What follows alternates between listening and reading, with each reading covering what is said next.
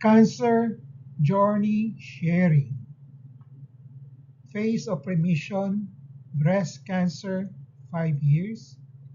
Phase of another cancer, GIST, year 1. To be presented by Lynn Monsanto. Good morning.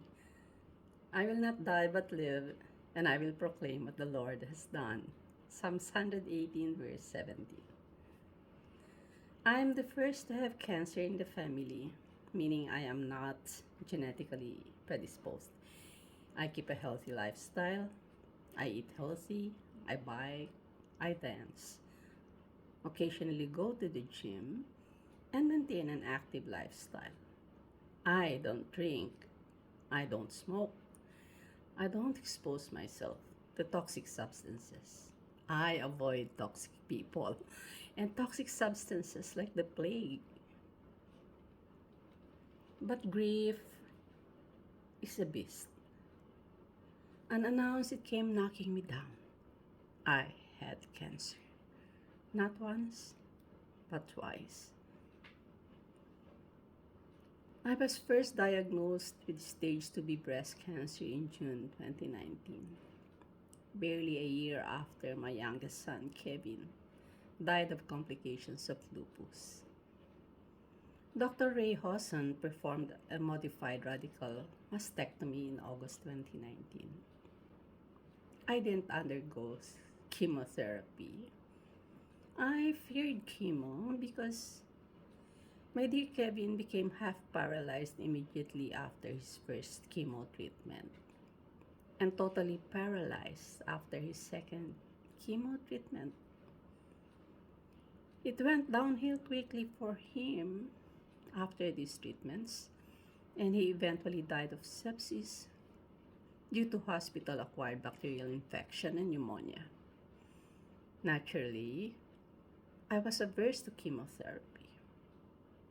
With Dr. Hasson's permission, I opted for integrative medicine instead of chemotherapy. Integrative medicine option for me consisted of eating highly nutritious food, biking, running and brisk walking, dancing, trekking, and other highly physical activities. High dose vitamin infusions, advanced ozone therapy, or what they call extracorporeal blood oxygenation and ozonation, or EBOO, which is a form of dialysis, thermal therapy, and other treatments that I consider safer than chemo alternatives. Praise God! To this day, nearly 5 years hence, I am still in remission for breast cancer. Alack, on the eve of December 29, 2021, my eldest son, Alvin Jed, died a cruel death in the hands of a reckless driver while crossing the pedestrian lane on the way to the parking lot to get his car. We just had dinner at Twin Lakes Mall near Twin Lakes Hotel, where our family chose to stay to welcome the new year. Little did we know that New Year's Eve will turn out to be a nightmare instead of a joyous celebration for us. The killer is the son of a general, high-ranking government official. For over a year, we fought hard to seek justice in court for our beautiful Kuya Jed, knowing that from day one, our case was doomed to fail. In a glaring travesty of justice, we lost not just once, but 4 times. As a mother, I was devastated. I was grieving and angry as hell. I wanted revenge desperately. But I am a devoted follower of Christ, a daughter of the King. I know it is not mine to avenge the death of my son.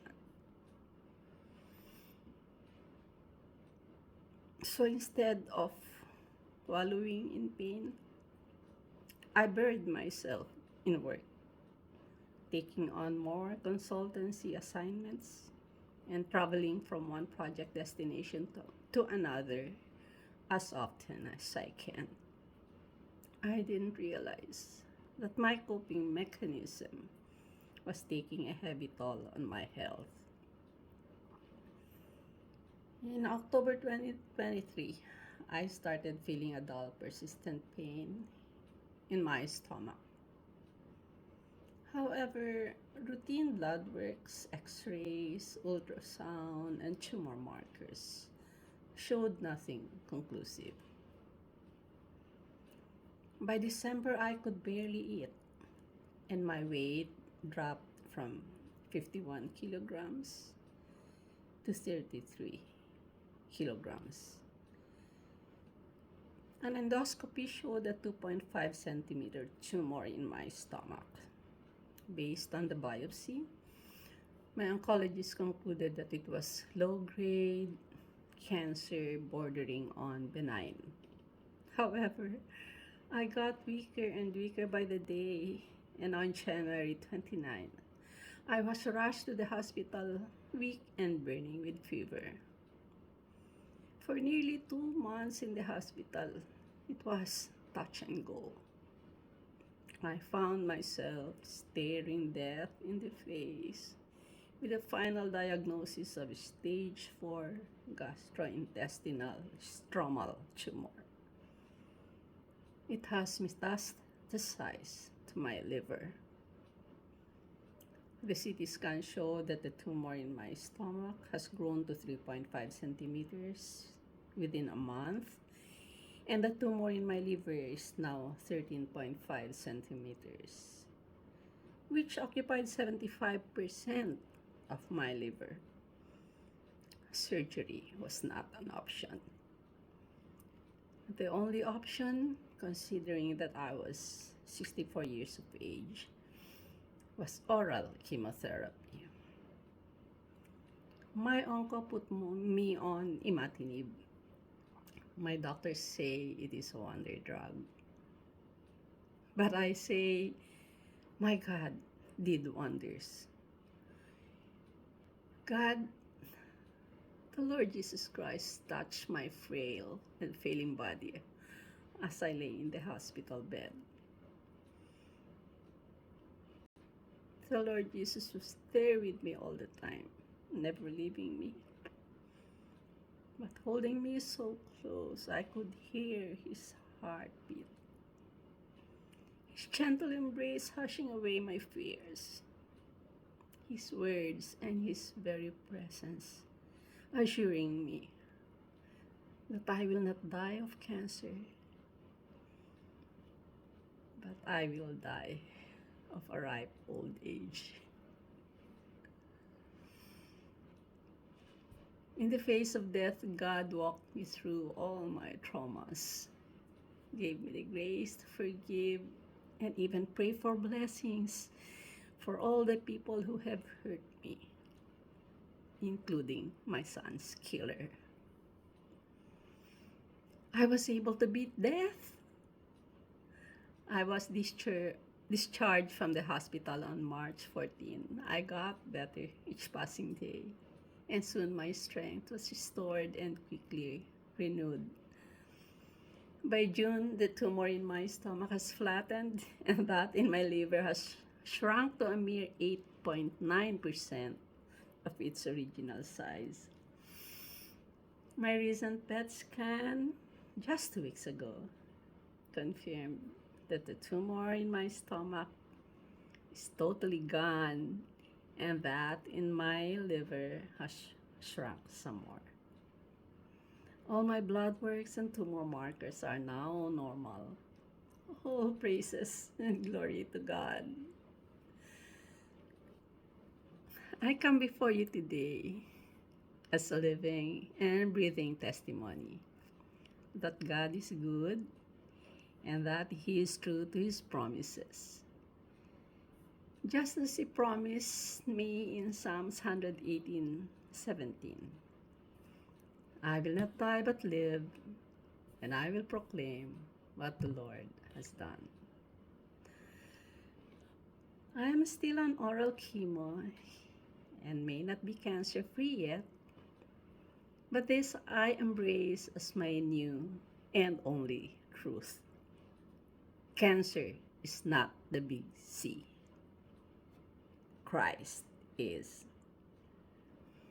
On the cross, he was wounded for our transgressions. He was bruised for our iniquities. The chastisement for our peace was upon him, and by his stripes we are healed. Isaiah 53:5. Cancer loses its power in the name of Jesus. My name is Lynn Monsanto, and this is not my story. Rather, it is his story. I am a cancer crusader just like you. In Christ, I am not a victim. I am a victor. Dead or alive, I intend to beat cancer. Good morning. Thank you. God bless us all.